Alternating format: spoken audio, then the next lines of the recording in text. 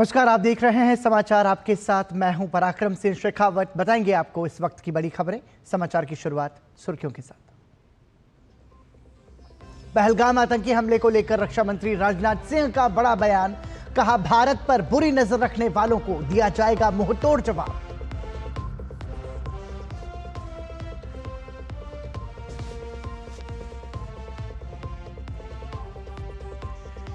दिल्ली में अवैध बांग्लादेशियों के खिलाफ अभियान तेज। पुलिस ने अलग अलग इलाकों से 10 अवैध बांग्लादेशियों को हिरासत में लिया। वापस भेजने की कार्रवाई जारी।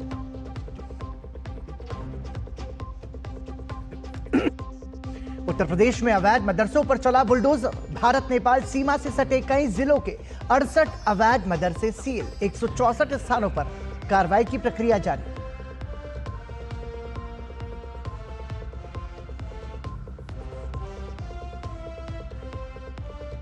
खेलो इंडिया यूथ गेम्स की बिहार में भव्य शुरुआत। प्रधानमंत्री ने देश में खेल के बुनियादी ढांचे को आधुनिक बनाने पर दिया जोर। कहा, बीते दशक में खेल के बजट में 3 गुना से ज्यादा की वृद्धि।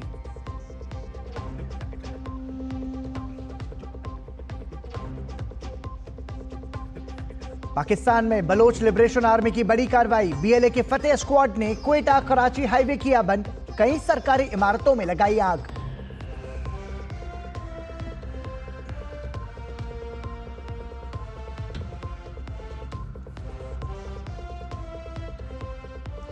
और सुर्खियों के बाद खबरों पर नजर विस्तार से। रक्षा मंत्री राजनाथ सिंह ने रविवार को पहलगाम हमले को लेकर कहा कि रक्षा मंत्री के तौर पर मेरी जिम्मेदारी सशस्त्र बलों के साथ काम करना और भारत पर बुरी नजर रखने वालों को मुंहतोड़ जवाब देना है। इसके साथ ही उन्होंने प्रधानमंत्री नरेंद्र मोदी की प्रशंसा करते हुए कहा कि सभी प्रधानमंत्री मोदी के जोखिम उठाने वाले स्वभाव से परिचित हैं। साथियों, एक रक्षा मंत्री के रूप में मेरा दायित्व है कि मैं अपने सैनिकों के साथ मिलकर देश की सीमाओं की सुरक्षा सुनिश्चित करूं और मेरा यह दायित्व है कि अपनी सेना के साथ मिलकर देश के ऊपर आंख उठाने वालों को मुंहतोड़ जवाब दूं।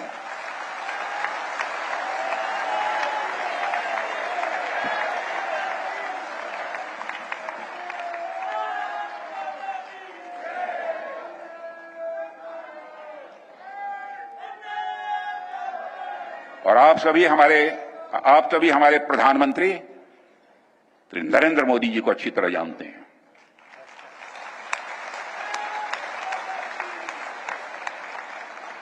उनकी कार्यशैली से भी अच्छी तरह परिचित हैं, उनकी दृढ़ता से भी अच्छी तरह परिचित हैं।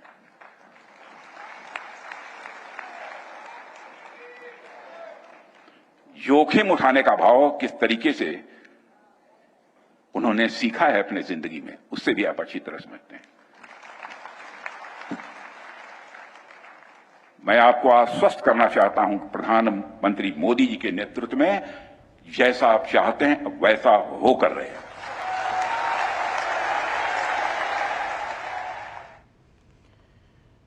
रक्षा मंत्री राजनाथ सिंह सोमवार को नई दिल्ली में जापान के रक्षा मंत्री जनरल नाकातानी के साथ द्विपक्षीय बैठक करेंगे। दोनों पक्ष वर्तमान क्षेत्रीय और अंतर्राष्ट्रीय सुरक्षा स्थिति पर विचारों का आदान प्रदान करेंगे और द्विपक्षीय रक्षा सहयोग को और गहरा करने के तरीकों पर चर्चा करेंगे। भारत और जापान के बीच दीर्घकालिक मित्रता है, जिसने 2014 में इस सहयोग को विशेष रणनीतिक और वैश्विक साझेदारी में उन्नत करने के बाद गुणात्मक गति प्राप्त की है। रक्षा और सुरक्षा दोनों देशों के बीच संबंधों के महत्वपूर्ण स्तंभ हैं। भारत और जापान के बीच रक्षा आदान प्रदान हाल के वर्षों में रणनीतिक मामलों पर बढ़ते सामंजस्य के कारण मजबूत हुआ है।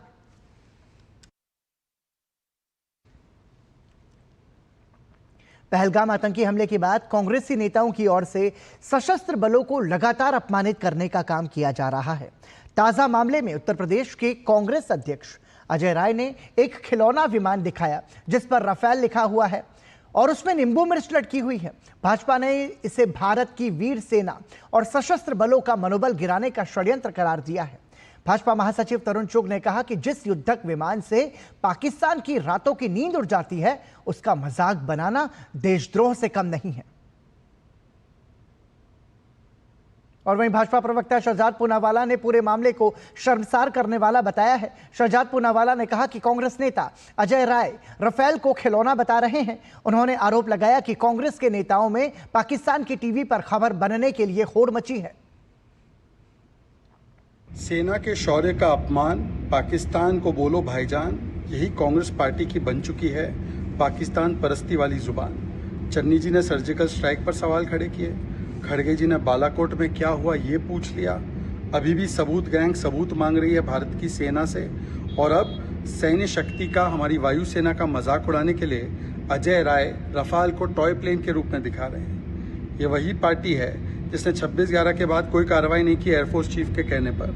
ये वही पार्टी है जिसने रफाल खरीदने से इनकार कर दिया और उस पर अनर्गल आरोप लगाए, और जब सेना को ये आवश्यकता थी तो बुलेट प्रूफ जैकेट तक नहीं दिया।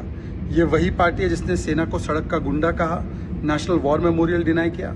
आज पाकिस्तान के इशारे पर कभी पाकिस्तान की पैरवी करते हुए क्लीन चिट देते हैं पहलगाम में रॉबर्ट वाड्रा की तरह, कभी सिद्धरामैया जी और बाकी कांग्रेस के नेता बोलते कठोर कार्रवाई नहीं होनी चाहिए, और कभी सैन्य शक्ति पर और सेना के मनोबल पर चोट करते हैं। वहीं शिवसेना ने भी इस मुद्दे पर कांग्रेस को आड़े हाथों लिया है। शिवसेना नेता शाइना एनसी ने कहा कि मीडिया अटेंशन के लिए कांग्रेस पार्टी और अजय राय किसी भी हद तक जा सकते हैं। उन्होंने कहा कि जब भारत सरकार प्रधानमंत्री नरेंद्र मोदी के नेतृत्व में आतंकियों को मुंहतोड़ जवाब देगी, तब उनकी बोलती बंद होगी। अजय राय कोई भी हद तक जा सकते हैं मीडिया अटेंशन के लिए, बयानबाजी करते हैं। 2019 में भी बालाकोट के समय उन्होंने सवाल प्रश्न चिन्ह उठाया। जब उनको विश्वास ही नहीं कोई सरकार के ऊपर, तो वो कोई भी हद तक गिर सकते हैं। जब भारत सरकार मोदी जी के नेतृत्व में एक मुंह तोड़ जवाब देगी, तब उनकी बोलती बंद पड़ेगी। इस मामले के तूल पकड़ने के बाद कांग्रेस पार्टी अब मामले से पल्ला झाड़ रही है। कांग्रेस सांसद प्रियंका गांधी वाड्रा ने अजय राय की टिप्पणी से किनारा करते हुए कहा कि CWC में कांग्रेस पार्टी ने बयान दिया और हम सभी उस बयान के साथ खड़े हैं। In the question you asked before, I was very clear. The Congress party has in their CWC given a statement. We all stand by that statement, and that is the official statement of the Congress party. That statement clearly says that we support whatever action the government is going to take. In fact, we urge the government to take very strong, decisive action and to take it fast. अवैध बांग्लादेशियों के खिलाफ Delhi police का action जारी है। Delhi police की अलग अलग टीमें छापेमारी कर अवैध घुसपैठियों के खिलाफ एक्शन ले रही है। इस कड़ी में पुलिस ने 10 अवैध बांग्लादेशियों को हिरासत में लिया है। आपको बता दें कि केंद्रीय गृह मंत्री अमित शाह ने कुछ दिनों पहले ही दिल्ली पुलिस को अवैध बांग्लादेशी रोहिंग्या घुसपैठियों और उनकी भारत में एंट्री कराने में मदद करने वाले नेटवर्क के खिलाफ सख्त कार्रवाई करने का निर्देश दिया था। अवैध बांग्लादेशियों पर एक्शन, निर्वासन की कार्रवाई शुरू। ट्रांसजेंडर के रूप में रह रहे थे बांग्लादेशी। राजधानी दिल्ली में अवैध रूप से रह रहे बांग्लादेशी नागरिकों की धरपकड़ लगातार जारी है। दिल्ली पुलिस ने 2 अलग अलग इलाकों से 10 अवैध बांग्लादेशियों को हिरासत में लिया है। इसी कड़ी में दिल्ली के पूर्वी जिला पुलिस ने बिना वैध दस्तावेजों के शहर में रह रही 6 बांग्लादेशी महिलाओं को हिरासत में लिया। हिरासत में ली गई अप्रवासियों में 23 साल की मीम अख्तर, 35 साल की मीना बेगम, 36 साल की शेख मुन्नी, 25 साल की पायल शेख, 36 साल की सोनिया अख्तर और 34 साल की तानिया खान शामिल हैं। सभी 6 महिलाएं बिना उचित दस्तावेज के भारत में रह रही थीं। इसके बाद दिल्ली स्थित विदेश क्षेत्रीय पंजीकरण कार्यालय FRRO की सहायता से निर्वासन की कार्रवाई शुरू कर दी गई है। ये महिलाएं पुलिस की पकड़ से बचने के लिए दिल्ली के विभिन्न स्थानों पर रह रही थीं। इसी कड़ी में दिल्ली पुलिस के उत्तर पश्चिम जिले के विदेशी प्रकोष्ठ ने कार्रवाई करते हुए 4 अवैध बांग्लादेशी अप्रवासियों को गिरफ्तार किया। पकड़े गए आरोपितों की पहचान अरमान उर्फ ईशा, आरिफ उर्फ शिल्पा, जाहिद उर्फ मौसमी और बाबुल उर्फ पाकी के रूप में हुई है। सभी बांग्लादेश के नारायणगंज जिले के निवासी हैं। पुलिस के अनुसार पकड़े गए सभी आरोपितों को आगे की कार्रवाई के लिए FRRO के समकक्ष पेश किया गया। मामले की जांच करने पर पाया गया कि पकड़े गए बांग्लादेशी नागरिक ट्रांसजेंडर के रूप में ट्रैफिक सिग्नल पर भीख मांगने और अन्य गतिविधियों में शामिल थे। इनके पास से प्रतिबंधित IMO ऐप से इंस्टॉल किए गए 2 स्मार्टफोन बरामद किए गए हैं, जिनका इस्तेमाल बांग्लादेश में अपने परिवारों के साथ संवाद करने के लिए किया जा रहा था। पकड़े गए व्यक्तियों ने कबूल किया कि वे एजेंटों की सहायता से सीमाओं के माध्यम से अवैध रूप से भारत में प्रवेश किए और ट्रेनों से दिल्ली पहुंचे।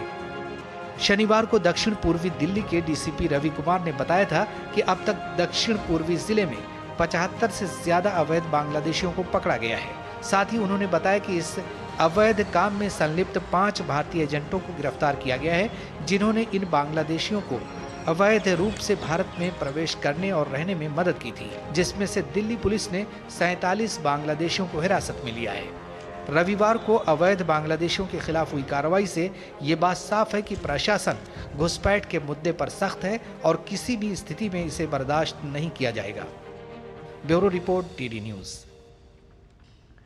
नेपाल सीमा से सटे जिलों में अवैध निर्माण और बिना मान्यता प्राप्त मदरसों के विरुद्ध अभियान के तहत कार्रवाई रविवार को भी जारी रही। अभियान के तहत अब तक श्रावस्ती में सर्वाधिक 68 अवैध मदरसों को सील किया गया है, जबकि महाराजगंज में 34 और सिद्धार्थनगर में 17 अवैध धार्मिक स्थल और मदरसे पाए गए हैं। अवैध निर्माण पर कार्रवाई, 68 मदरसे सील, बुलडोजर से हटाया जा रहा अतिक्रमण। उत्तर प्रदेश की योगी आदित्यनाथ की सरकार राज्य की नेपाल सीमा पर अतिक्रमण और अवैध कब्जे को लगातार हटा रही है। नेपाल सीमा पर कार्रवाई करते हुए योगी सरकार ने दर्जनों मदरसों को सील कर दिया है। कई मदरसों का कब्जा हटा भी दिया गया है। कुछ मस्जिदों पर भी कार्रवाई हुई है। यह कार्रवाई पीलीभीत जिले से लेकर सिद्धार्थनगर तक हो रही है। सूत्रों के अनुसार नेपाल सीमा के 15 किलोमीटर के दायरे में अतिक्रमण को चिन्हित कर उसे सील किया जा रहा है। नोटिस देने के बावजूद कब्जा न हटाने वालों पर बुलडोजर भी चल रहा है। श्रावस्ती जिले में 68 मदरसे सील हो चुके हैं। प्रशासन ने इसके साथ ही 164 मदरसों से कब्जा खाली करवा लिया है। एक अवैध मजहबी स्थल के ऊपर भी कार्रवाई की गई है। कई मदरसों को लगातार नोटिस भी भेजे जा रहे हैं। इस बीच श्रावस्ती में विदेशी फंडिंग से संचालित एक अवैध मदरसे का पता चलने पर प्रशासन ने त्वरित कार्रवाई करते हुए मदरसे को सील कर दिया और मदरसे की फंडिंग की जांच की बात कही। ये गैर मान्यता प्राप्त मदरसा है, जिसमें कि हम लोग परसों भी आए थे, तो पेपर में भी इसमें काफ़ी जो है प्रकाशित किया गया, जिसके संबंध में DM साहब द्वारा स्वयं संज्ञान लिया गया और उनकी उपस्थिति में आज ये सीलिंग की कार्रवाई की गई। सीलिंग की कार्रवाई करा दी गई, बेदखली की कार्रवाई की जा रही है।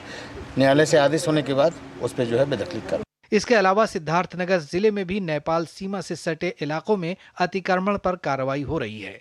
सिद्धार्थनगर जिले में शोहरतगढ़ तहसील क्षेत्र के पिपरा गांव में एक खलियान की जमीन पर अवैध रूप से बने मदरसे पर बुलडोजर की कार्रवाई की गई। प्रशासन ने 625 अवैध स्थायी और अस्थायी अतिक्रमण चिन्हित किए हैं।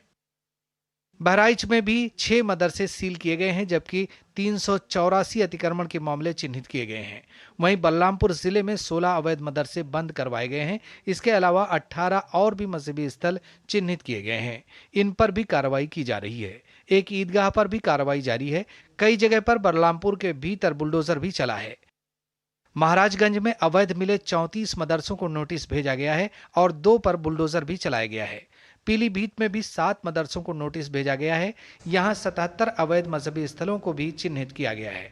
गौरतलब है कि उत्तर प्रदेश की लंबी सीमा नेपाल से लगती है। ऐसे में अतिक्रमण और अवैध कब्जे को अनदेखा न करते हुए अब प्रशासन ने कड़ाई शुरू कर दी है और पिछले कई दिनों से कार्रवाई जारी है। ब्यूरो इनपुट के साथ आशुतोष शुक्ला की रिपोर्ट, DD न्यूज। संभल के स्कूलों में निजी प्रशासकों की किताबें चिन्हित बुक सेलर से लेने के लिए बाध्य करने के चलते 33 स्कूलों पर 1-1 लाख का अर्थदंड लगाया गया है। संभल के जिला अधिकारी राजेंद्र पैसिया द्वारा संभल जिले में संचालित CBSE और ICSE विद्यालयों में संचालित पाठ्यपुस्तकों की जांच कराई गई, जिसमें 33 विद्यालयों द्वारा निजी प्रकाशकों की पाठ्यपुस्तक संचालित की जा रही थी। इन पुस्तकों को चिन्हित बुक सेलरों से ही छात्र छात्राओं को लेने के लिए बाध्य किया जा रहा था। इसके बाद DM ने 33 स्कूलों पर 1-1 लाख रुपए का जुर्माना लगाया है। यह राशि 1 सप्ताह में जिला विद्यालय निरीक्षक कार्यालय में जमा करनी होगी। कार्रवाई 12 अप्रैल 2025 को की गई जांच की रिपोर्ट के आधार पर की गई है।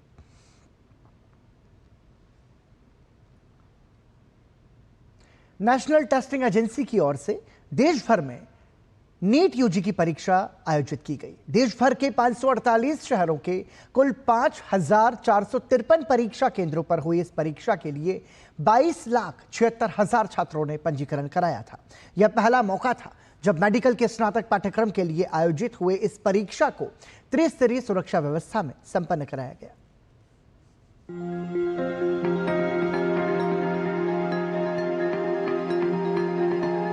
देश भर के मेडिकल कॉलेजों में एमबीबीएस और बीडीएस पाठ्यक्रमों में दाखिले के लिए प्रवेश परीक्षा का आयोजन किया गया। देश भर के कुल 5,453 केंद्रों पर नेशनल टेस्टिंग एजेंसी की ओर से नीट यूजी परीक्षा का आयोजन किया गया था, जिसमें 22,76,000 छात्रों ने रजिस्ट्रेशन कराया था। देश भर में एक ही पाली में आयोजित इस परीक्षा के लिए सुरक्षा के पुख्ता इंतजाम किए गए थे। पिछले साल हुए विवाद को देखते हुए एनटीए ने इस बार केवल सरकारी स्कूलों को ही परीक्षा केंद्र बनाया था। 3 स्तर की सुरक्षा व्यवस्था के बीच आयोजित इस प्रवेश परीक्षा के लिए परीक्षा केंद्रों पर जैमर लगाए गए थे। यही नहीं, देश भर में जिला स्तर पर कंट्रोल रूम बनाए गए थे, जहां पर परीक्षा की निगरानी की गई। देश भर के सरकारी और निजी संस्थानों में एमबीबीएस, बीडीएस, आयुष और पशु चिकित्सा पाठ्यक्रमों में प्रवेश के लिए आयोजित इस परीक्षा में एनटीए की ओर से पहले से ही गाइडलाइंस जारी की गई थी। परीक्षा देकर केंद्रों से बाहर निकले छात्र परीक्षा के लिए की गई व्यवस्थाओं से खासे संतुष्ट दिखे। सिक्योरिटी काफ़ी अच्छी थी, मतलब स्ट्रिक्टनेस काफ़ी थी, चेकिंग वगैरह काफ़ी अच्छे से हुई थी और एग्ज़ाम भी इजी था, ज़्यादा डिफिकल्ट नहीं था। फिजिक्स का पार्ट थोड़ा डिफिकल्ट था, बट बायो और केमिस्ट्री अच्छा था। पेपर का लेवल इजी था। Last year biology was difficult, इस बार ठीक था। लास्ट टाइम जहाँ मेरा सेंटर था उसमें और यहाँ पे ज़्यादा फर्क नहीं था, तब वहाँ भी स्ट्रिक्टनेस थी और यहाँ भी स्ट्रिक्टनेस थी लास्ट टाइम जितनी। हाँ, लेकिन पेपर का पैटर्न पेपर बहुत डिफरेंट आया था पिछली बार से। सेल्फ स्टडी की थी, घर पे खुद से पढ़ाई की थी और फिजिक्स थोड़ा सा लेंदी था। जैसी इनकी सिक्योरिटी है और जैसा इनका सारा करिकुलम है बहुत ही अच्छा है, पहले से बहुत बेटर है। अंदर बहुत ही अच्छा डेकोरम था, डिसिप्लिन था अंदर। बहरहाल देश के सबसे टफ एग्जाम में से एक undergraduate medical entrance exam यानी national eligibility cum entrance test परीक्षा का समापन हो गया है। इस बार एनटीए ने परीक्षा को निष्पक्ष और सुचारू रूप से संपन्न कराने के लिए कई बड़े कदम भी उठाए। बहरहाल परीक्षा के समापन के बाद अब छात्रों को इसके नतीजे का इंतजार है। नेशनल टेस्टिंग एजेंसी ने पहले से ही छात्रों के लिए गाइडलाइंस जारी कर दी थी, जिसके तहत सुरक्षा के खासे पुख्ता इंतजाम की बात कही थी और परीक्षा केंद्रों पर भी पूरे देश में इस बार देखा गया कि विद्यार्थियों को परीक्षा प्रारंभ होने से आधे घंटे पहले तक परीक्षा केंद्रों में एंट्री लेनी थी। इसके अलावा परीक्षा केंद्रों पर पुख्ता सुरक्षा की व्यवस्था की गई। बेहतर माहौल और पहले से बेहतर व्यवस्थाओं के बीच इस परीक्षा का आयोजन किया गया। कैमरामैन मनमोहन और मेरे सहयोगी निशांत राय के साथ मैं अमरेंद्र गुप्ता, डीडी न्यूज, दिल्ली। वहीं लखनऊ में नीट की परीक्षा सफलतापूर्वक आयोजित हुई। 53 केंद्रों पर हुई परीक्षा के लिए सुरक्षा के कड़े इंतजाम रहे। परीक्षा देने आए छात्र छात्राओं ने व्यवस्था को सराहा।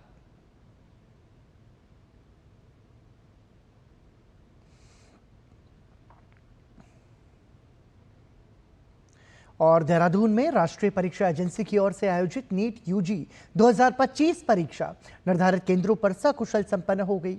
परीक्षा को लेकर जिला प्रशासन और पुलिस प्रशासन ने सुरक्षा के कड़े इंतजाम किए थे। देहरादून जिले में परीक्षा 20 केंद्रों पर कराई गई।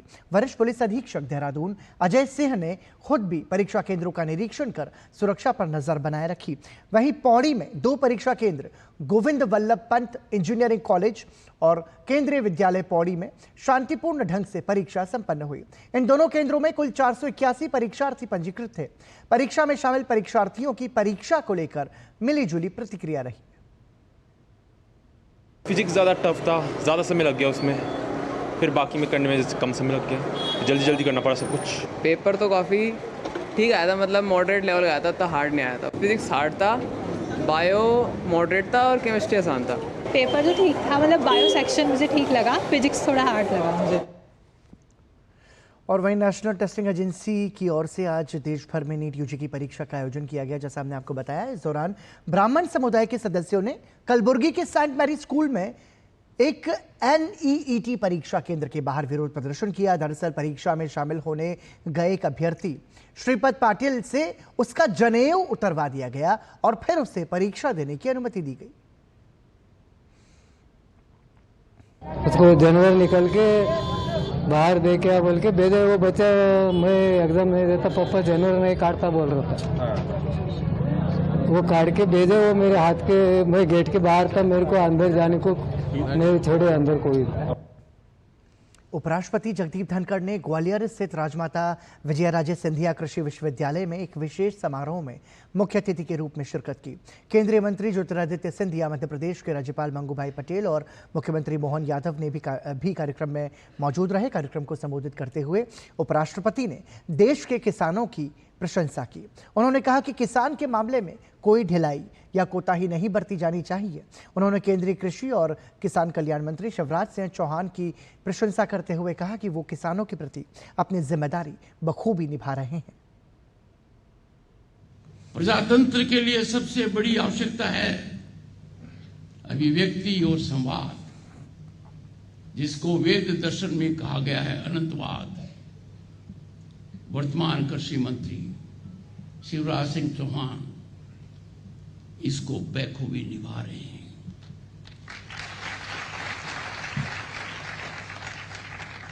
उन्होंने किसान की पीड़ा को भांप लिया है और संवाद जारी कर दिया है। केंद्रीय मंत्री ज्योतिरादित्य सिंधिया ग्वालियर में राजमाता विजयाराजे सिंधिया कृषि विश्वविद्यालय में एक विशेष समारोह में शामिल हुए। इस अवसर पर केंद्रीय मंत्री ज्योतिरादित्य सिंधिया ने अपने संबोधन में प्रधानमंत्री नरेंद्र मोदी और प्रदेश के मुख्यमंत्री डॉक्टर मोहन यादव की कृषि नीति की सराहना करते हुए कहा कि केन बेतवा, काली सिंध, पार्वती और चंबल नदियों को इस क्षेत्र से जोड़ने की योजना से 7.5 लाख हेक्टेयर भूमि सिंचित होगी। ये मध्य भारत की कृषि के लिए एक वरदान है। वही प्राथमिकता अमृत के लिए, क्योंकि सिंचाई पानी नहीं होता, सिंचाई अमृत होता है। और वही प्राथमिकता हमारे प्रधानमंत्री जी और हमारे मुख्यमंत्री जी ने इस अमृत को दी है, जहां एक तरफ केन बेतवा के साथ इस क्षेत्र को जोड़ा है, तो दूसरी तरफ काली सिंध, पार्वती और चंबल के साथ इस क्षेत्र को जोड़ा है, जिसके आधार पर 7.5 लाख हेक्टेयर भूमि सिंचित होगी। ये हमारी सरकार की कटिबद्धता है हमारे अन्नदाताओं के प्रति। मेरे भाइयों और भारत जीनोम संपादित चावल की किस्में विकसित करने वाला दुनिया का पहला देश बन गया है। भारतीय कृषि अनुसंधान परिषद में आयोजित कार्यक्रम में केंद्रीय कृषि और किसान कल्याण मंत्री शिवराज सिंह चौहान ने इसे लॉन्च किया। DR धान 100 कमला और पूसा DST राइस 1 नाम की ये धान की किस्में कम पानी में तैयार होती हैं, साथ ही अधिक उत्पादन क्षमता के साथ ही इसके तैयार होने में समय भी कम लगता है। कृषि के क्षेत्र में भारत ने बड़ी उपलब्धि हासिल करते हुए जीनोम संपादित चावल की किस्में विकसित करने वाला दुनिया का पहला देश बन गया है। केंद्रीय कृषि एवं किसान कल्याण और ग्रामीण विकास मंत्री शिवराज सिंह चौहान ने देश में विकसित विश्व की पहली 2 जीनोम संपादित चावल की किस्मों का लोकार्पण किया और वैज्ञानिक शोध की दिशा में नवाचार की शुरुआत की। इस अवसर पर केंद्रीय मंत्री ने दोनों किस्मों के अनुसंधान में योगदान करने वाले वैज्ञानिकों को सम्मानित भी किया। उन्होंने कहा कि आने वाले समय में खाद्य सुरक्षा सुनिश्चित करने, पोषण युक्त उत्पादन बढ़ाने और देश के साथ साथ दुनिया के लिए खाद्यान्न की व्यवस्था करते हुए भारत को फूड बास्केट बनाने के मकसद से काम करना होगा। प्रधानमंत्री जी का संकल्प विकसित भारत, और विकसित भारत विकसित खेती के बिना नहीं बन सकता, समृद्ध किसान के बिना भी नहीं बन सकता। किसान आगे बढ़ेगा, समृद्ध होगा और खेती विकसित होगी, तभी संपूर्णता पूरी तरह से हम विकसित भारत का लक्ष्य प्राप्त कर पाएंगे। प्रधानमंत्री जी के नेतृत्व में काम बड़ी तेजी से चल रहा है। वैभवशाली भारत, एक गौरवशाली भारत, संपन्न भारत, एक समृद्ध भारत, एक शक्तिशाली भारत का निर्माण हो रहा है और खेती उसका मुख्य आधार है। ICAR ने भारत की पहली जीनोम संपादित चावल की किस्में DRR धान 100 कमला और पूसा DST राइस 1 विकसित की हैं। ये किस्में अधिक उत्पादन, जलवायु अनुकूलता और जल संरक्षण में क्रांतिकारी बदलाव लाने की क्षमता रखती हैं। इन नई किस्मों को जीनोम संपादन तकनीक यानी क्रिस्पर कैस आधारित जीनोम एडिटिंग तकनीक से विकसित किया गया है, जिससे जीवों के मूल जीन में सूक्ष्म बदलाव किए जाते हैं और कोई विदेशी डीएनए नहीं जोड़ा जाता। SDN1 और SDN2 प्रकार के जीनोम एडिटिंग को सामान्य फसलों के तहत भारत सरकार के जैव सुरक्षा नियमों के तहत मंजूरी प्राप्त हो चुकी है। ICAR ने 2018 में राष्ट्रीय कृषि विज्ञान निधि के तहत 2 प्रमुख धान की किस्मों सांबा महसूरी और MTU 1010 को बेहतर बनाने के लिए जीनोम एडिटिंग अनुसंधान शुरू किया था। इसका परिणाम है इसमें उपज में 19% तक वृद्धि, ग्रीन हाउस गैस उत्सर्जन में 20% तक की कमी, सिंचाई जल की 7,500 मिलियन घन मीटर की बचत, सूखा, लवणता और जलवायु दबाव के प्रति बेहतर सहनशीलता विकसित हुई है। जो मुख्य स्टेपल फसलें हैं, गेहूं हो और धान हो, इसमें बहुत तरह की चुनौतियों का हम लोग को सामना करना पड़ता है। सबसे बड़ी बात तो यह है कि जो क्लाइमेट रेजिलियंस का जो इशू है, क्लाइमेट चेंज का विषय है, उस पर हम लोग को नई नई वैरायटीज़ की आवश्यकता पड़ी और हमारे ICAR के सभी जो संस्थाएं हैं उन्होंने क्लाइमेट रेजिलिएंट वैरायटीज़ हम लोगों ने पैदा की है और उसको हम लोग सीड चेन में लाने का प्रयास कर रहे हैं। ये जो टेक्नोलॉजी डेवलप हुई है, ये हमारे देश में हमारे साइंटिस्ट ने पैदा की है, डेवलप की है। ये किस्में आंध्र प्रदेश, तेलंगाना, कर्नाटक, तमिलनाडु, पुडुचेरी, केरल, छत्तीसगढ़, महाराष्ट्र, मध्य प्रदेश, ओडिशा, झारखंड, बिहार, उत्तर प्रदेश और पश्चिम बंगाल राज्यों के लिए विकसित की गई है। भारत सरकार ने बजट 2023-24 में कृषि फसलों के लिए 500 करोड़ रुपए जीनोम एडिटिंग हेतु आवंटित किए हैं। यह वैज्ञानिकों की कड़ी मेहनत का परिणाम है कि भारत ने दुनिया में पहली बार इस तरीके की सफलता हासिल की है और भारत दुनिया में पहला ऐसा देश बन गया है जिसने चावल की 2 किस्मों की जीनोम एडिटिंग करके उन्हें और उन्नत बनाया है। ऐसी ही कोशिश दलहन तिलहन में भी की जा रही है, जिससे कि इन फसलों को और उन्नत तो किया ही जा सके, साथ ही उत्पादन को बढ़ाकर भारत ही नहीं बल्कि विश्व की खाद्य जरूरतों को पूरा किया जा सके। कैमरामैन सुमित नोटियाल के साथ अजीत द्विवेदी, DD न्यूज, दिल्ली। और आइए अब बात करते हैं वेव्स 2025 की।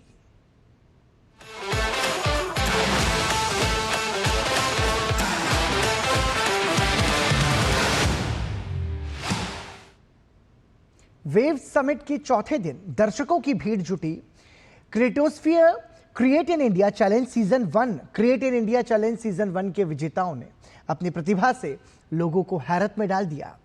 ट्रुथ टेल हैकाथॉन के विजेताओं को चुनौती मिली थी फेक न्यूज को पकड़ने की। अब वो तैयार हैं अपने उत्पादों को बाजार में लाने के लिए। Create in India challenge season 1 से जुड़े तमाम देश और दुनिया भर से आए इनोवेटर्स, क्रिएटर्स, वो तमाम ड्रीमर्स जो इस वक्त कुछ कर दिखाना चाहते हैं, अपनी प्रतिभा को लेकर पहुंचे यहाँ पर। क्रिएट इन इंडिया चैलेंज जो कि ना सिर्फ एक प्रतियोगिता बल्कि एक लॉन्च पैड साबित हुआ उन तमाम लोगों के लिए जो वाकई आपकी समस्याओं का समाधान ढूंढ रहे हैं अपने दिमाग के जरिए। हमारे साथ इस वक्त ट्रुथ टेल हैकाथॉन के विनर्स हैं। क्या एक्सपीरियंस रहा वेव्स समिट के जरिए इस create in India challenge season 1 में पार्टिसिपेट करने का? बहुत ही वाइब्रेंट एक्सपीरियंस है वो तो। ऑफ कोर्स एक जगह पे इतने सारे क्रिएटर्स हैं तो बहुत ही बड़ी बात है और उनसे मिलने का और इंटरेक्ट करने का मौका मिल रहा है और बड़ी बात है। आपने जो सोल्यूशन बनाया इस समस्या को लेकर वो क्या था? बेसिकली हमारी टीम का नाम यूनिक्रॉन है। हमने एक प्रोजेक्ट बनाया है अन्वेषा नाम से। आपने देखा होगा कि AI में फेक न्यूज़ और फेक इमेजेस, डीप फेक वगैरह कितनी प्रेवलेंट है। उसका ही हमने एक सिस्टम बनाया है जो कि उस चीज़ को देख के समझ सके और विजुअली समझ सके कि क्या चीज़ें फेक हैं, क्या रियल है। आपका वेव्स में पार्टिसिपेट करने का, इस चैलेंज में पार्टिसिपेट करने का कहाँ से आप लोग आए? हम लोग सब दिल्ली से आए हैं। हम लोग इंजीनियरिंग कर रहे हैं, अभी 4th ईयर के अंदर है। जैसे भी हमारा एक्सपीरियंस था, हमने देखा बाकी भी क्रिएटर्स आए हुए हैं, सो एक काफ़ी अच्छा एक्सपीरियंस था हम लोगों का कि हम बाकी क्रिएटर्स से भी मिल सके एंड जो हमने सोल्यूशन बनाया है उससे भी हम एक स्टेज पे जाके प्रेजेंट कर सके। ये सीजन 1 था, अब तैयारी अगले सीजन की भी हो रही है। किस तरह इस बार की चुनौतियां आपको लगी कि क्या और चुनौतियां हैं इस वक्त आपके दिमाग में, आपको लगता है कि आप उसका एक सोल्यूशन ढूंढ सकते हैं?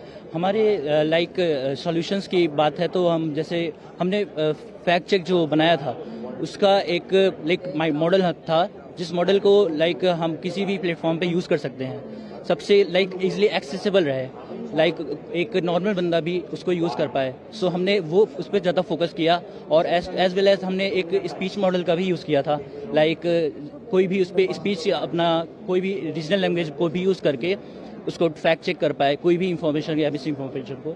किस तरह से एक इंटरेक्शन रहा और आगे के सीजन 2 के लिए क्या तैयारी है आपको? क्या कुछ ऐसे आप कुछ निकल कर आया कि इस पर अब मैं बनाना चाहूँगा आगे? सो बेसिकली इस बार से हमने ये सीख मिली है कि काफ़ी प्रॉब्लम आई डिप्लॉयमेंट के टाइम।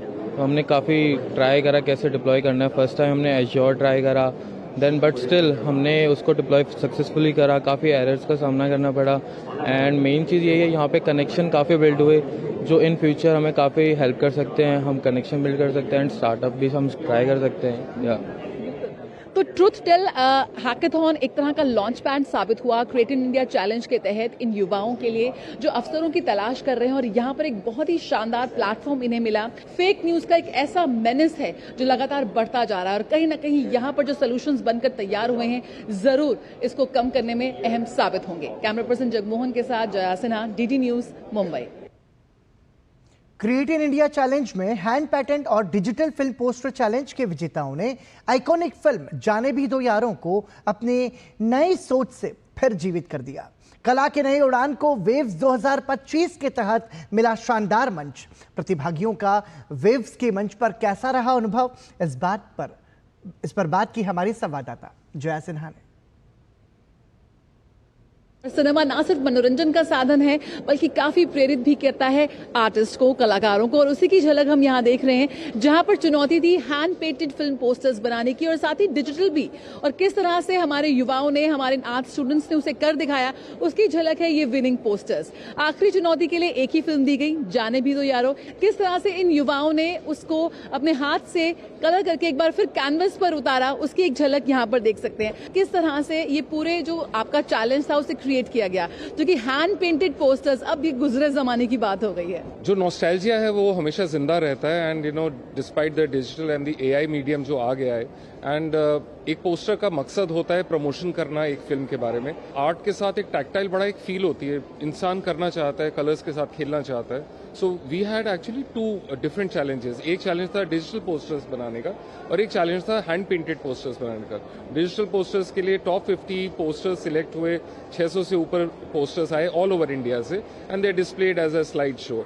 बट जो हैंड पेंटेड हैं वो डायरेक्टली हमने इंस्टीट्यूट्स के साथ काम करा था with all the submissions received. 4 institutes में से 10 लोगों को यहाँ पे एज फाइनलिस्ट बुलाया गया, 3 घंटे का टाइम दिया गया और ये सारे स्टूडेंट्स हैं, चाहे वो बैचलर और मास्टर्स के हों, एनिमेशन या फाइन आर्ट के हों।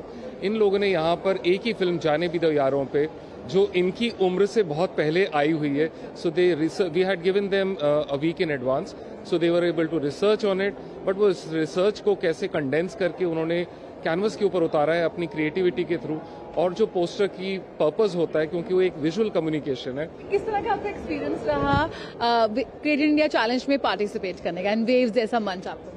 हमें इतने सारे आर्टिस्ट से मिलने का मौका मिला एंड स्पेशली ये मूवी देखकर लाइक हमें जो पता चला कि पुरानी जनरेशन एंड आज की जनरेशन एक ही प्रॉब्लम से गुजर रही है and the main problem is कि जो पार्ट ऑफ द सिस्टम जिनको सुधारना चाहिए वो करप्ट सिस्टम का ही पार्ट बनते जा रहे हैं। एक्सपीरियंस कैसा रहा क्रिएट इन इंडिया चैलेंज में हिस्सा लेकर और यहाँ पर अपने इतने सारे लोगों से मिलने का? यहाँ पे पार्टिसिपेट करके बहुत अच्छा लगा, जैसे कि न्यू प्लेटफॉर्म, बहुत सारे लोग, पॉलिटिकल लीडर से लेके बॉलीवुड स्टार्स तक का मिलने का सफर बहुत अच्छा था। ये तो सीजन 1 है, सीजन 2 के लिए भी कुछ तैयारियां, कुछ सोचा है कि अगली बार और जोश के साथ करेंगे, हिस्सा लेंगे? इतना सारा चैलेंज, जैसे कॉमिक है और वो VR है, गेमिंग है, इस सब में अगली बार करना पड़ेगा। अभी तो शुरुआत हुई है। मेरे को बहुत अच्छा लग रहा है कि लोग मेरा काम आके देख रहे हैं। I should appreciate my self, क्योंकि मेरे को वेव्स का इतना अच्छा मौका मिला इधर आने का, तो मैं कुछ नया क्रिएट करके दिखा सकता हूँ। जब हम जर्नी शुरू करते हैं तो हमें पता नहीं होता कि आगे डेस्टिनेशन कहाँ तक जाएगी, कैसी होगी।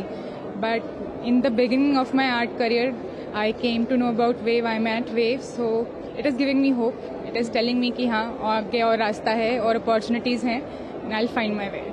और अब तैयार है ये अपनी प्रतिभा के साथ दुनिया के सामने जाने के लिए। क्रिएट इन इंडिया चैलेंज यकीनन इन सभी बच्चों के लिए एक लॉन्च पैड साबित हुआ है और अब तैयारी है सीजन 2 की। कैमरा पर्सन जगमोहन के साथ Jaya Sinha, DD news, Mumbai. Waves 2025 में AVGC XR सेक्टर की गूंज साफ सुनाई दे रही है। विशेषज्ञों ने बताया कि कैसे आर्टिफिशियल इंटेलिजेंस रचनात्मकता को खत्म नहीं बल्कि और सशक्त बना रहा है। भारत के कलाकार और स्टूडियोज कैसे इस बदलाव के साथ आगे बढ़ रहे हैं, तापस भट्टाचार्य की ये रिपोर्ट देखिए। AI के दौर में AVGC XR सेक्टर एक बड़े बदलाव से गुजर रहा है, जहां तकनीक और रचनात्मकता का अनोखा संगम देखने को मिल रहा है। वेव्स 2025 में ब्रियाना यार्डहाउस, प्रेमिता मुखर्जी और संजय खिमेसरा जैसे विशेषज्ञों ने इस बदलाव पर चर्चा की।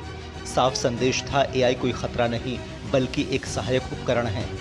I feel that India has amazing talent and we are storytellers, we are born storytellers. And animation is a natural sector for us. We have seen ages where shadow, drama and so many stuff, even temples and all, were utilizing certain things which now animation uses as an illusion. So this is definitely a field where India can thrive. Bharat अपनी प्रतिभा के साथ artificial intelligence की इस दौड़ में अग्रणी बनने को तैयार है। When I was just part of the competition to look at the short films for animation, the professional and the student ones, and the work that's being done is stellar. It really attracts me to the work is when we tell stories that have a human perspective to them and also tell something that has a cultural perspective to it, because we all as humans can connect with those stories. So when I look at the work that's being done, it is amazing. Trying to find out the next big talent, the next thing that, because they need stories. They need stories, and India has stories. जहां कुछ लोग नौकरियों को लेकर चिंतित हैं, वहीं panel ने भरोसा दिलाया कि रचनात्मक भूमिकाएं पहले की तरह महत्वपूर्ण रहेंगी, बल्कि इनकी मांग और बढ़ेगी। पैनल ने उद्योग और अकादमिक संस्थानों के बीच सहयोग को जरूरी बताया और नई राष्ट्रीय शिक्षा नीति के अनुरूप पाठ्यक्रम, मेंटरशिप और नियमित संवाद पर जोर दिया। तापस भट्टाचार्य की रिपोर्ट, DD न्यूज। वेव्स 2025 में भारत गेमिंग पवेलियन ने भारत की गेमिंग शक्ति को वैश्विक मंच प्रस्तुत किया है। प्रधानमंत्री नरेंद्र मोदी के विजन को साकार करता यह पवेलियन तकनीक और नवाचार का संगम है। प्रधानमंत्री ने स्वयं पवेलियन का दौरा किया और गेम डेवलपर्स और युवाओं से संवाद किया। देखिए तापस भट्टाचार्य की यह रिपोर्ट। वेव्स 2025 में भारत गेमिंग पवेलियन ने भारत की वैश्विक गेमिंग क्षेत्र में बढ़ती ताकत का शानदार प्रदर्शन किया है। करीब 2500 वर्ग मीटर में फैला ये पवेलियन प्रधानमंत्री नरेंद्र मोदी के उस विजन को साकार करता है, जिसमें भारतीय गेमिंग को विश्व मंच पर ले जाने की परिकल्पना है।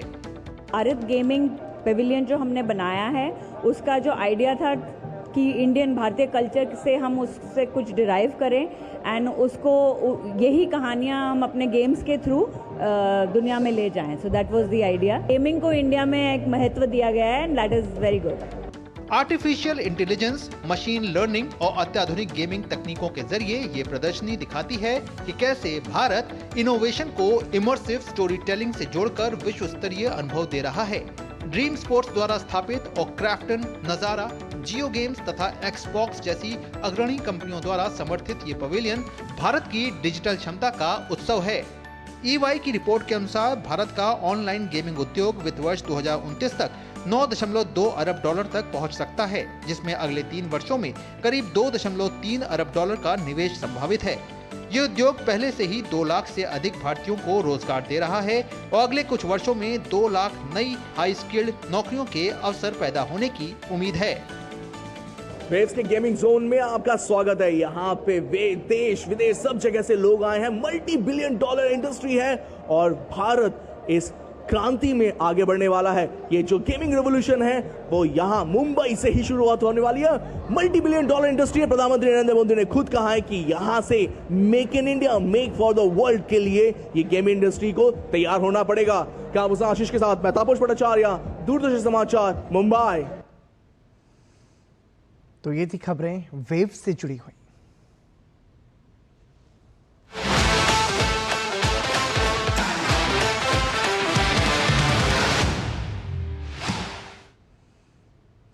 अमृतसर ग्रामीण पुलिस ने अमृतसर में सेना छावनी क्षेत्रों और वायुसेना बेस की संवेदनशील जानकारी और तस्वीरें लीक करने में कथित भूमिका के लिए 2 व्यक्तियों फलक शेर मसीह और सूरज मसीह को गिरफ्तार किया है।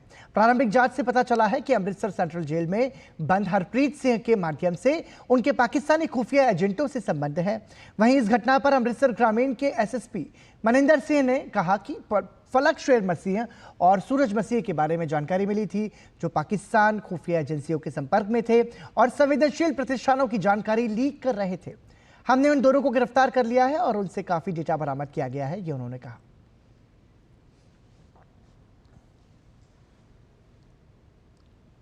हमें एक इन्फॉर्मेशन मिलती है कि दो इंडिविजुअल्स अजनाला थाना में एक बल्लड़वाल गांव है, वहाँ के दो इंडिविजुअल्स ये जो पाकिस्तान इंटेलिजेंस ऑपरेटिव्स PIOs को इन्फॉर्मेशन शेयर कर रहे हैं सेंसिटिव एस्टैब्लिशमेंट्स की। ये जो दो इंडिविजुअल्स हैं फलक शेर मसीह और सूरज मसीह, इनको हमने राउंड अप किया कल।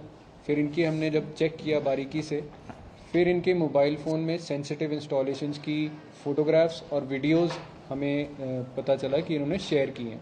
जो PIOs Pakistan based entities Pakistan में बैठे हैं, उनके भी नंबर हमें रिकवर हुए हैं और उनके साथ ही इंफॉर्मेशन शेयर करते थे। बिहार में इस साल होने वाले विधानसभा चुनाव के लिए सीट बंटवारे को लेकर महागठबंधन का दौर जारी है।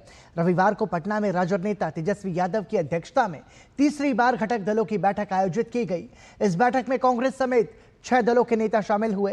बैठक में सीट बंटवारे और मुख्यमंत्री पद के उम्मीदवार को लेकर चर्चा की गई। बताया जा रहा है कि पहले 70 सीटों की मांग करने वाली कांग्रेस ने अब 50 सीटों पर चुनाव लड़ने को लेकर अपनी सहमति दे दी है। सूत्रों से मिली जानकारी के अनुसार वाम दल के नेता दीपांकर भट्टाचार्य ने बड़ी घोषणा की है।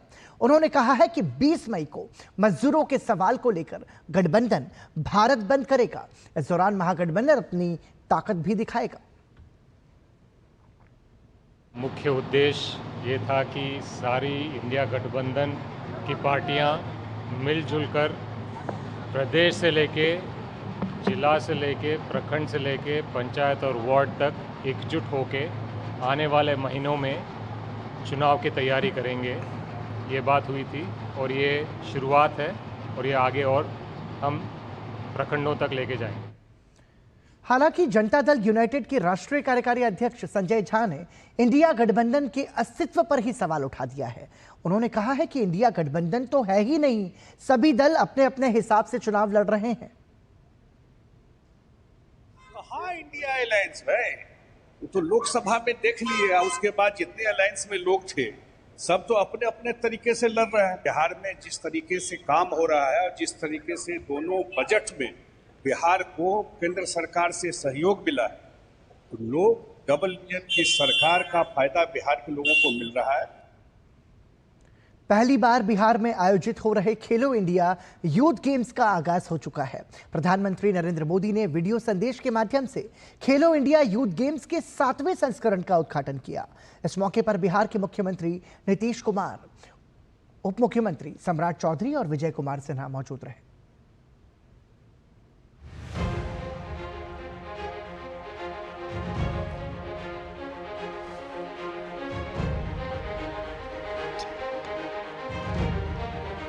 खेल के रंग बिहार के संग। इसी तर्ज पर खेलो इंडिया यूथ गेम्स बिहार में अपने विस्तार की नई कहानी को लिखने के लिए सामने है।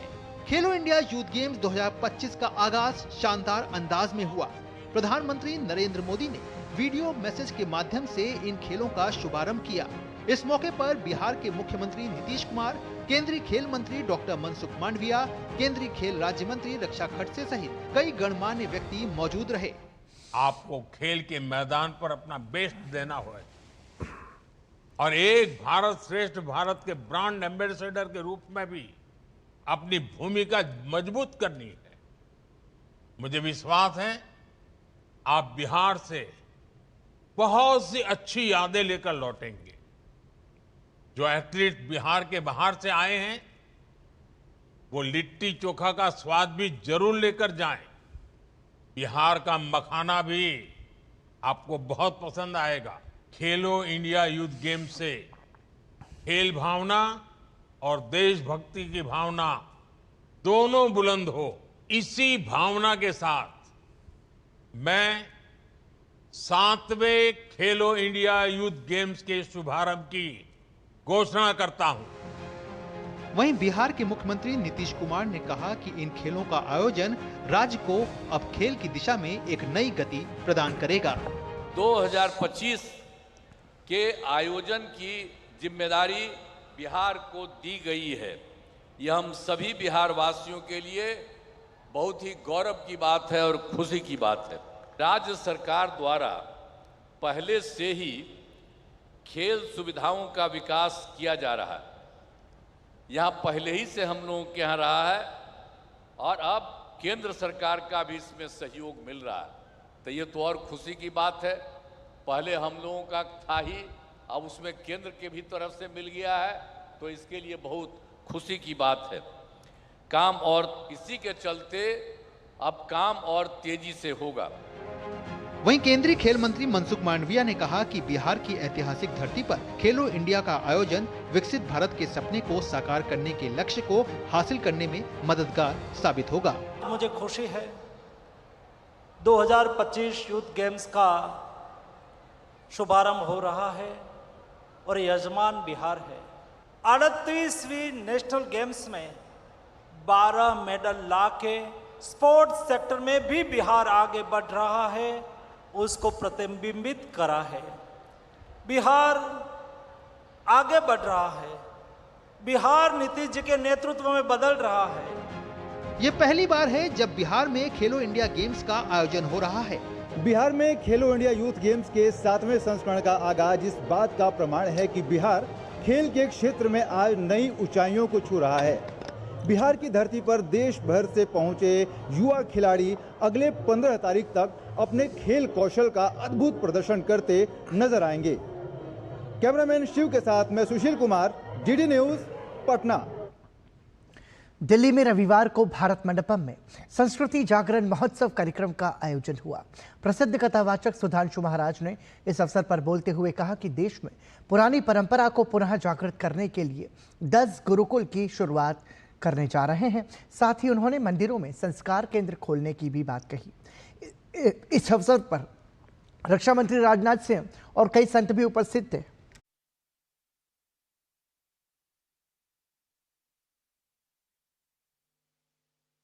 संस्कार क्रांति के लिए ही आज यह सनातन जागरण का अभियान शुभारंभ हो रहा है और भारत के महान संतों का इसमें साथ मिल रहा है।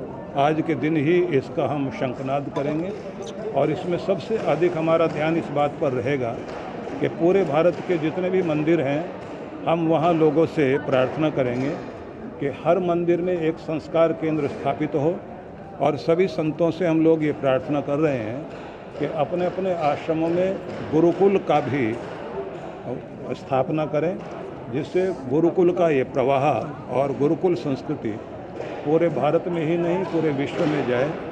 उसके लिए आज से हम लोग शंखनाद कर रहे हैं।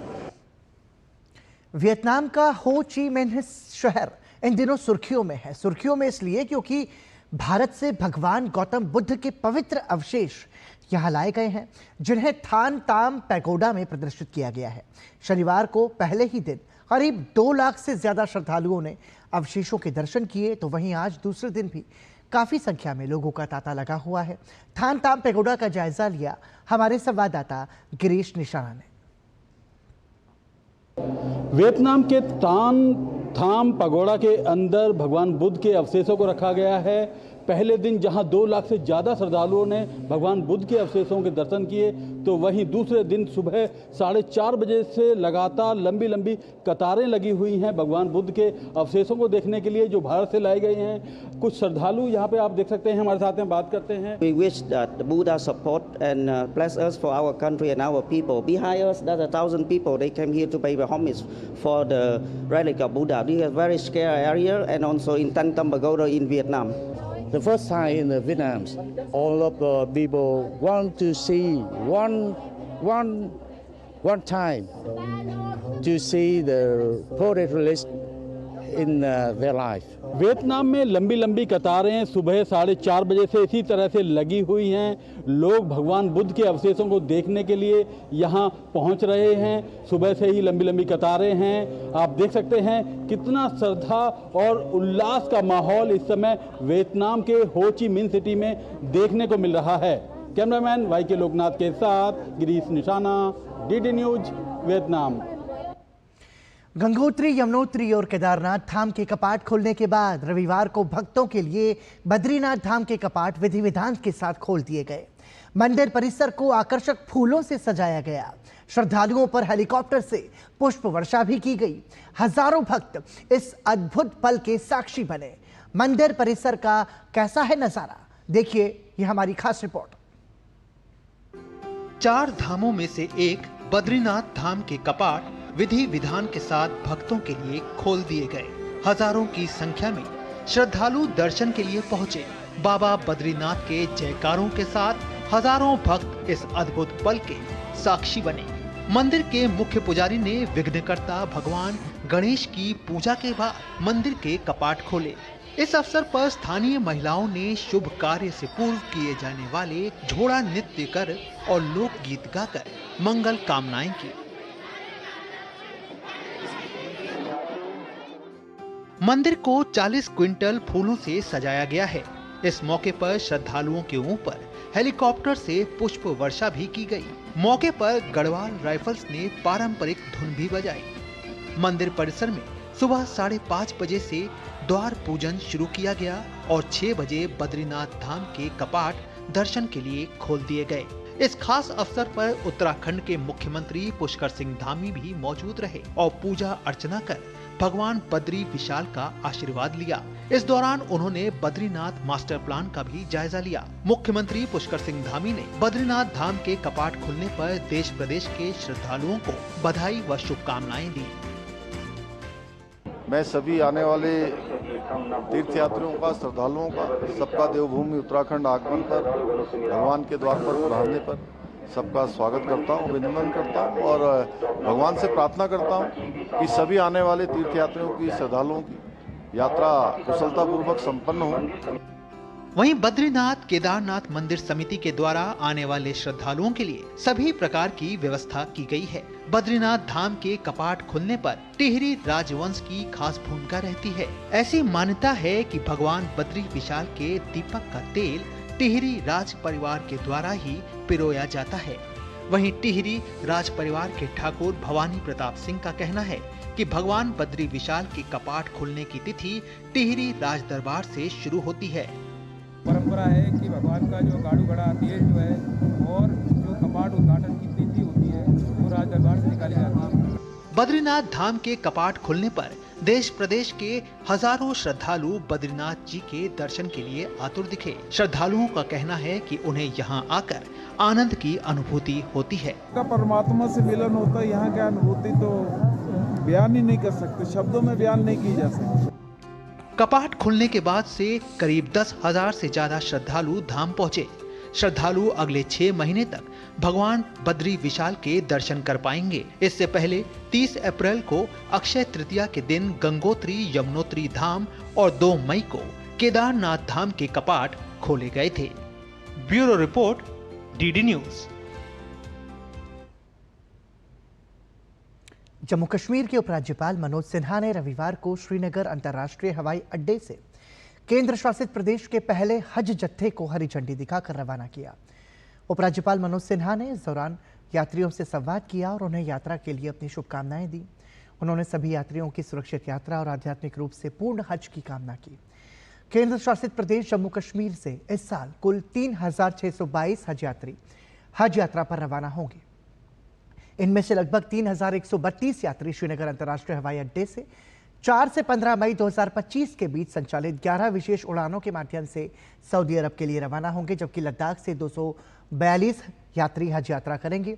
सभी हज यात्रियों का सऊदी अरब के जिद्दा में कॉन्सुलेट जनरल ऑफ इंडिया द्वारा स्वागत किया जाएगा। उपराज्यपाल ने हज यात्रा के सफल संचालन में योगदान देने वाले सभी विभागों, एजेंसियों और अधिकारियों के सहयोग की सराहना की। इस अवसर पर जम्मू कश्मीर के मुख्यमंत्री उमर अब्दुल्ला, अतिरिक्त मुख्य सचिव धीरज गुप्ता सहित सिविल और पुलिस प्रशासन के वरिष्ठ अधिकारी भी उपस्थित रहे।